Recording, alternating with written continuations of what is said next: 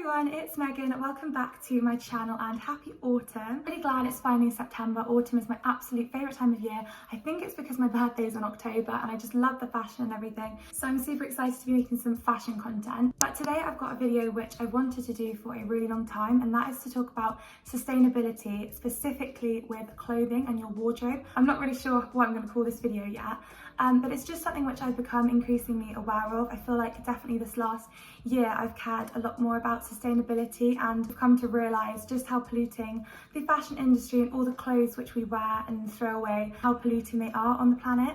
So I thought I'd put together this video today. With all that being said, I am by no means an expert and not 100% sustainable. I actually think it's really difficult to achieve, so this is just sort of a beginner's guide to navigating how to be a bit more sustainable. And also there's a very exciting section of this video which is in part with a brand called Saint Sofia, who reached out to me to say they'd like to be featured in a video, and I thought they'd fit so well into this video, so stay tuned for that. So let's get on into the video, and please do like and subscribe if you found this helpful or you enjoyed watching.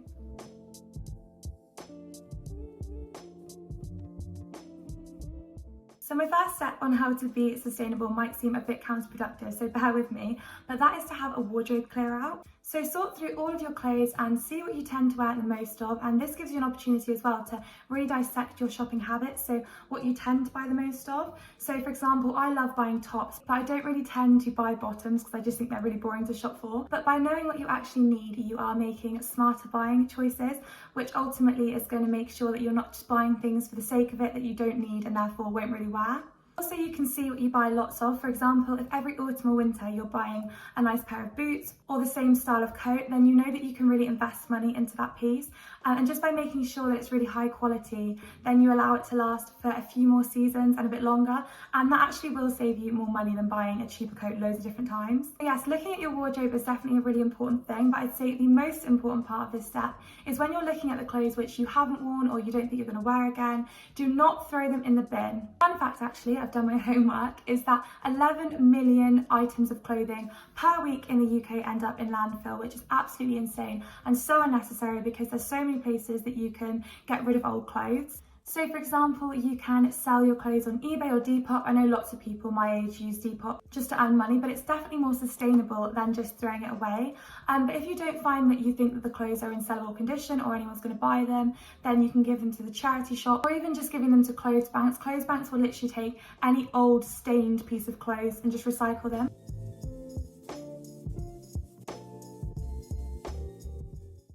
So after you've had your wardrobe clear out and you have a fresh start, the next step I have is to build a capsule wardrobe. So a capsule wardrobe is just simple, basic, timeless items which you know you'll reach for year after year. For example, a pair of jeans, a coat, boots, anything that's super timeless that you know is going to last the test of time. I think in my opinion, trends are the worst thing for polluting the planet, and probably why the fashion industry is so bad is that things just come in so quickly, and there is that thing, especially on social media, of just wearing a new outfit every single time you go out, and it's just impossible to keep up. Now, I'm not saying that you should never buy trend pieces or you're never allowed to buy something which is trendy again, because obviously that's not true. I just think the trick is to really incorporate trend pieces into your capsule wardrobe. So for example, if you've got a good pair of jeans, then you can accessorize with something which is a trend piece, and this way you're just really cutting back on how much stuff is coming in and out of your wardrobe. And from a fashion point of view, I think that this works really well. And that brings me perfectly on to Saint Sofia. So Saint Sofia not only are a sustainable brand, but they sell capsule, really classic pieces, which I think are perfect for capsule wardrobes. And their price points are actually reasonable. Lots of sustainable brands are so expensive, which makes it really hard for the average person to shop sustainably. But I think that Saint Sofia are really fair with their pricing. Obviously, it's not fast fashion prices. It's still a little bit pricier, but you are paying for some amazing fabrics and really good quality clothes.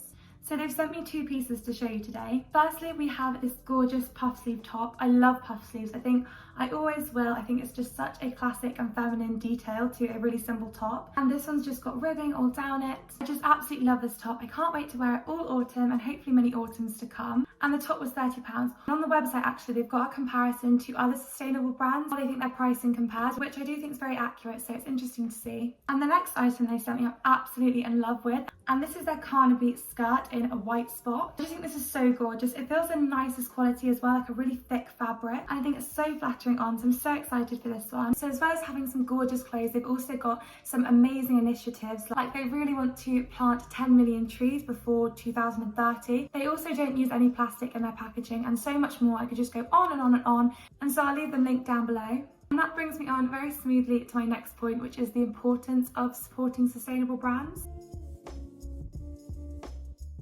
So this one's obviously a given. Supporting brands who have good ethics, good environmental policies, and try and give back to the environment should definitely be rewarded. But the reason why I think it's so important is I think it will encourage bigger brands to do the same. And I think it's really been shown by, for example, H&M's Conscious range, ASOS ditching return slips, Zara going zero plastic, that creating it to be this sort of trend is really going to bring about change. So an app that's been an absolute game changer for me in being able to navigate brand sustainability and really see how sustainable our favourite places to shop are is an app called Good For You. I'm actually filming on my phone, so I don't have the app in front of me, but I'll try and have something on the screen to show you. So Good For You, I just think, is the most innovative idea, and it basically gives brands a ranking out of 5 stars on how sustainable they are, be it ethics, environment, and loads of other stuff. So you just type in the brand and it gives you the full insight on everything they do and their policies and stuff. It's just so helpful. So for example, if you type in one of the brands which typically aren't very good for the environment, be it like Shein or a fast fashion place, it rates it at 1 star, which is we avoid,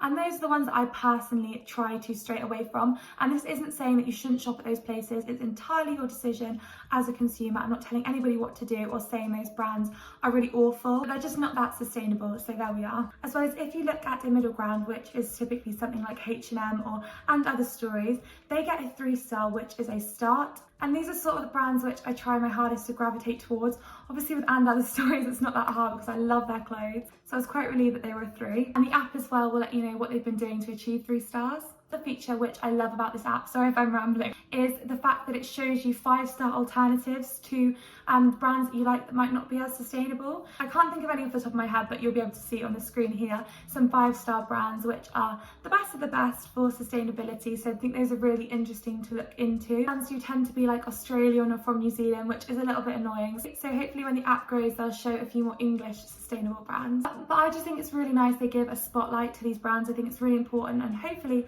it's meaning that these sustainable brands can grow and become really successful. And so with all that talking, that brings me to the end of this video. I hope you've enjoyed and found it helpful. Please let me know if you did. I just think it's really important to shed some light on sustainability. Again, thank you so much to Saint Sofia for partnering with me on this video. And hopefully the next time I see you, I'll have some sort of autumn fashion content, which is super exciting. As always, thank you so much for taking the time to watch my video. Bye!